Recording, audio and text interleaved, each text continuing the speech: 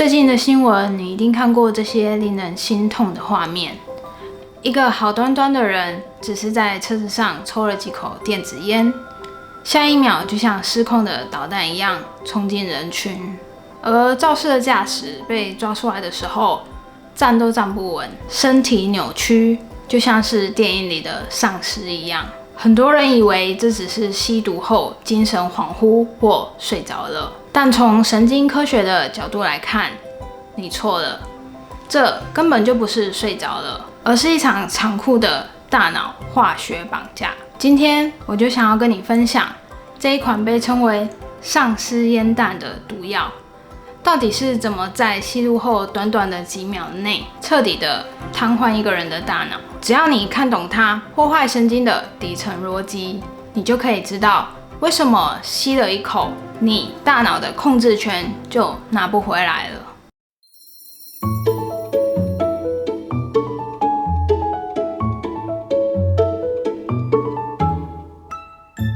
大家好，我是 Dr. 靜音。我們的人體是一台極其精密的生物機器，在醫學上，任何能夠影響大腦神經傳導的化學物質，都必須要經過嚴格的計算以及監督。如果今天有人拿了針筒跟白粉給你，你一定會立刻報警，對吧？但如果今天朋友遞給你一個顏色鮮豔，而且聞起來是有水果香的電子菸呢？這就是現在毒販最可怕的心理戰。他們把致命的麻藥毒液裝進看起來像潮流玩具的煙彈裡，讓年輕人完全失去戒心。吸進去的不是水果香，而是可以讓你的大腦瞬間斷線的毒藥。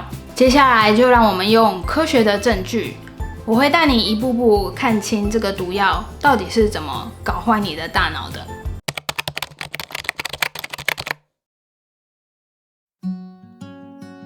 首先，喪屍煙彈裡面到底裝的是什麼？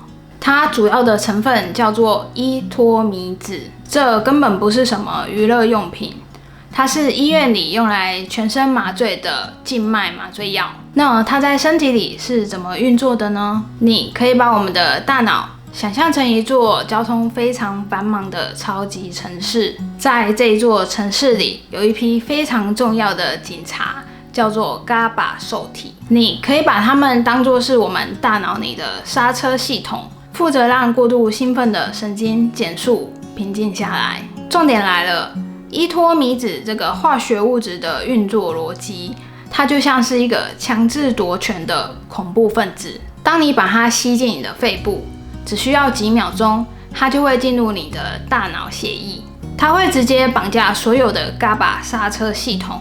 它會強迫你的大腦皮質，也就是你的最高指揮中心，瞬間踩下絕對的死剎車。這個時候你可能會問，既然大腦被踩了死剎車，這個人應該是睡着啊，為什麼新聞裡看到的那些人會像喪屍一樣全身扭曲，不停地抽搐呢？這就是依托米酯可怕的地方。當你的大腦皮層被強制關機後，你身體底層的神經中樞就失去了老闆的管束，開始狂亂放電。這個在醫學上有一個專有名詞，叫做肌藥症。你的大腦已經斷線了，但是你的肌肉卻因為神經錯亂產生不自主的收縮。這就解開了為什麼吸食者看起來就像喪屍一樣的謎團，因為那根本不是他在控制身體，而是他崩潰的神經系統正在隨機的抽搐。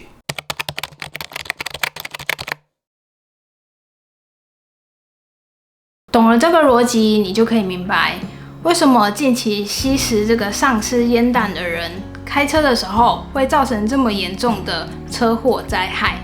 一般人酒駕是神經反應變慢，但是依托米酯的毒駕是讓你的神經傳導直接斷裂。當駕駛吸入煙彈的瞬間，他的大腦皮層直接被強制關機。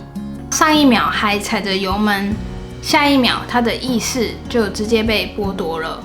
他根本沒有看到前面有人要剎車的這個概念。加上肌藥症的影響，他的手腳可能產生了不由自主的僵硬以及抽搐，進而直接把油門踩到底。這不叫疲勞駕駛，在醫學物理上，這就是一台由無意識的上司所駕駛的2噸重的殺人機器。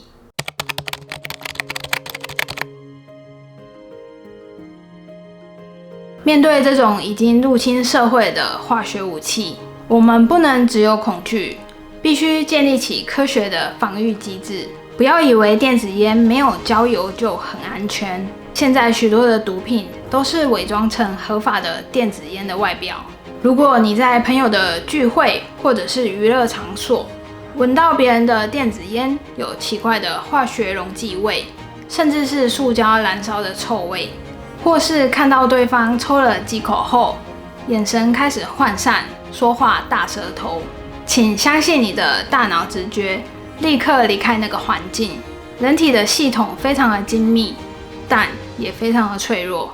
依托米酯對於我們神經系統的破壞，長期下來是不可逆的。每一次的強制剎車，都在摧毀你的神經元的連接，最終損害你的記憶力和專注力，甚至讓你變成一個失去思考能力的空殼，也就是所謂的真正的喪屍。真正的強大，從來都不是靠化學物質來逃避現實，而是清醒地掌握自己大腦的絕對控制權。如果你今天終於搞懂了，原來喪屍煙彈並不是什麼放鬆的玩具，而是一把可以剪斷你神經的剪刀，不要忘了要給我一個讚，同時分享給你身邊所有的家人，特別是年輕的朋友。這一個分享真的有可能可以挽救許多無辜的生命。記得要訂閱我的頻道，同時開啟你的小鈴鐺。我會持續用神經科學的底層邏輯，幫你拆解這個世界的真相。我是 Dr. 靜寧，記得保持清醒。我們下周見，拜拜。